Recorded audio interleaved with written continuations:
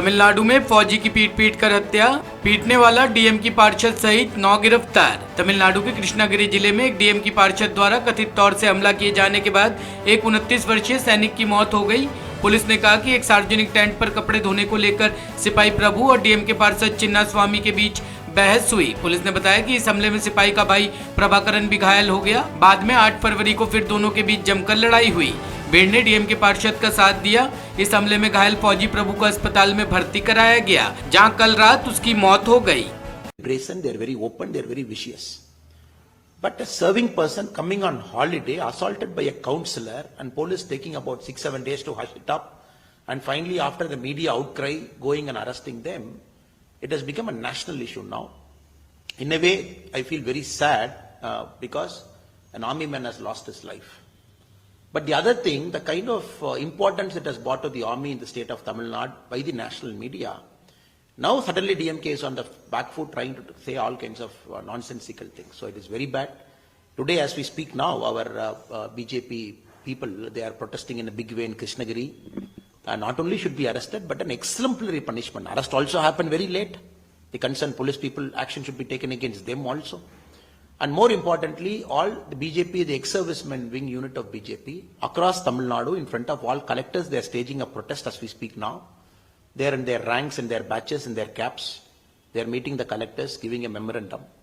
A few days from now, I'll be leading a one-day fast in the War Memorial in Chennai, along with all the retired army personnel of Tamil Nadu. We have invited, it's a non-political event, we have invited all the army personnel to come sit with us, because we have to build awareness, the culture of army getting respected, like what in the North Indian states when we come here, the kind of respect they get in Haryana, in UP, in Bihar, Rajasthan, different parts we have seen. When they are martyred, the kind of respect the society itself gives. But somehow in Tamil Nadu, in the Dravidian politics, they are not given that respect. Somehow they are seen as an alien. Somehow the state doesn't encourage them because they are national heroes. So we are using this as an opportunity also to do a one-day fast in War Memorial in Chennai. We have invited all the ex-servicemen of different ranks to join us. We want to take it in a big way so that the culture percolates down, and especially DMK as a party, after many years, they change their mindset. They start respecting army for what it is. So what do you want to say about this?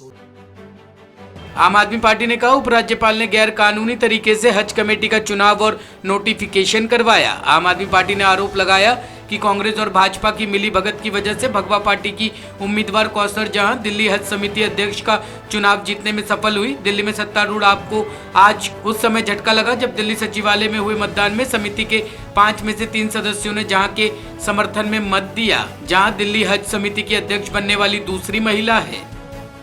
जो कांग्रेस की पार्षदा का रवैया था वो सवालों में है कि कांग्रेस की पार्षद इस चुनाव में गायब रही हैं, क्योंकि अगर कांग्रेस की पार्षद आ जाती तो 6 वोटों में पता चल जाता कि कांग्रेस की पार्षद ने वोट आम आदमी पार्टी को दिया है या मुस्लिमों की चिंता करने वाली भारतीय जनता पार्टी को दिया है। इसीलिए कांग्रेस की जो पार्षद को एलजी साहब ने भेजा, जिनका नाम है नाजिया दानिश, वो चुनाव में आई नहीं, क्योंकि अगर वो चुनाव में आ जाती तो उनसे उनके समाज के लोग पूछते हैं कि आपने वोट भाजपा को क्यों दिया, तो भाजपा को तो दे नहीं सकती थी, और अगर आम आदमी पार्टी को वोट दे देती तो ये टाई हो जाता, तो 3 एक तरफ 3 दूसरी तरफ हो जाते, जो कि कांग्रेस पार्टी नहीं चाहती थी।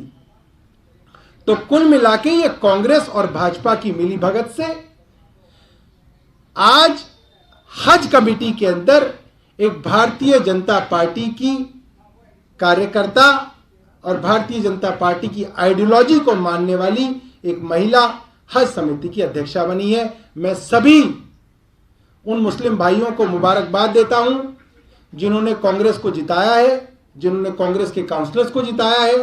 कांग्रेस अब उनका जो मन था, जो वो चाहते थे, वो कांग्रेस अब पूरा कर रही है दिल्ली के अंदर। क्वेटा जाने वाली जफर एक्सप्रेस में विस्फोट में 2 की मौत, 4 घायल।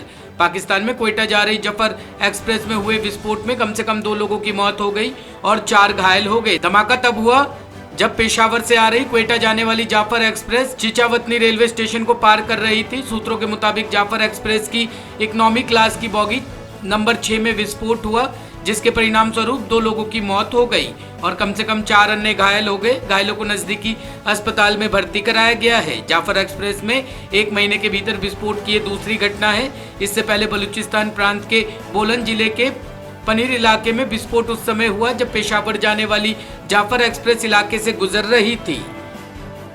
ब्यूरो रिपोर्ट, टीम तफ्तीश न्यूज।